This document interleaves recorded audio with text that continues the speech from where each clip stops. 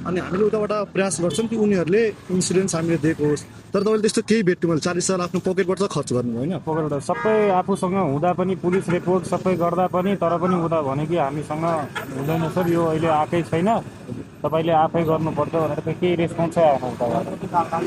अनि सर जस्तो छ नेपालमा यो के भन्छ अनइम्प्लोइमेन्ट जुन छ नि एकदम मतलब बढी छ क्या। मान्छेहरू धेरै विदेशिएर छन्, विदेश जान्छन् केही गरी खानलाई, नेपालमा केही काम गर्ने भएन भनेर। अनि तपाईँ चाहिँ याङ्गो गर्दाखेरि या यस्तो जुन जति पनि छन् एपहरू याङ्गो पठाउ इनड्राइभहरू, यसले के एउटा राम्रो जब अपर्च्युनिटी क्रिएट गरेको हो? तपाईँले कस्तो राम्रो इन्कम पाउनुहुन्छ, सेटिस्फाई हुनुहुन्छ कि नै यसबाट? इन्कम त राम्रै पाइन्छ तर काम पनि धेरै गर्नुपर्छ। पार्ट टाइमहरूको लागि चाहिँ एकदम बेस्ट हो। अब दिनभरि गऱ्यो भने यो बाइक चलाएर पनि सेफ छैन, यो त्यस्तो राम्रो काम पनि होइन।